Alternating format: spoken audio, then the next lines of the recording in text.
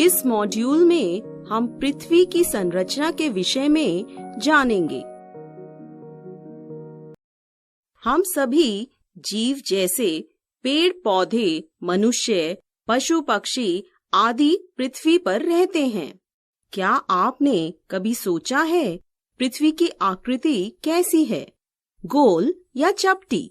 हम पृथ्वी पर रहकर इसका एक छोटा सा भाग ही देख पाते हैं और वह भाग हमें सपाट दिखता है।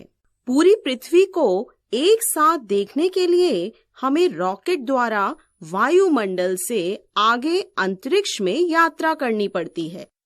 जो अंतरिक्ष में यात्रा करते हैं उन्हें अंतरिक्ष यात्री कहते हैं और इन्हीं अंतरिक्ष यात्रियों द्वारा खींचे गए पृथ्वी के चित्रों को देखने से पता चलता है कि पृथ्वी गोल है।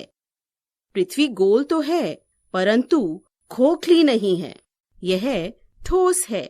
कभी आपने सोचा है कि अगर पृथ्वी को काटा जाए तो यह कैसी दिखाई देगी?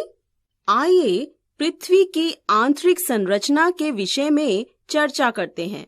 पृथ्वी की आंतरिक संरचना को 3 प्रमुख परतों में बांटा गया है: भूपर्पटीय, प्रावार, क्रोड।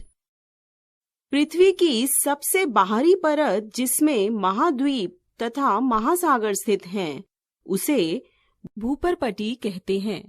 भूपर्पटीय में जीवधारियों को जीवित रहने तथा वृद्धि के लिए आवश्यक सभी पदार्थ जैसे वायु, जल, भोजन, मिट्टी तथा खनिज उपलब्ध होते हैं।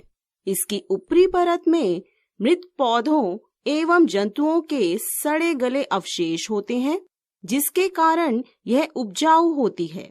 विभिन्न खनिज जैसे लोहा, एल्यूमीनियम, तांबा, कोयला, चूना पत्थर, पेट्रोलियम, प्राकृतिक गैसें आदि इस परत से ही प्राप्त होते हैं, जिनसे हमारे जीवन की दैनिक आवश्यकताओं की पूर्ति होती है। प्रावार भूपर्पटीय के नीचे घन पिघली चट्टानों से बनी मोटी परत प्रावार कहलाती है। यह पृथ्वी की मध्य परत है। इसमें पिघली हुई चट्टानें विभिन्न गैसों सहित पाई जाती हैं। क्रोड प्रावार के नीचे अर्थात पृथ्वी का सबसे भीतरी भाग क्रोड कहलाता है। यह भाग प्रावार से भी अधिक गर्म है।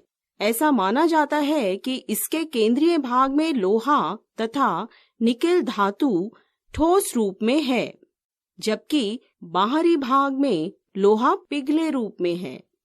इस मॉड्यूल में हमने जिन प्रमुख बिंदुओं पर चर्चा की वे इस प्रकार हैं।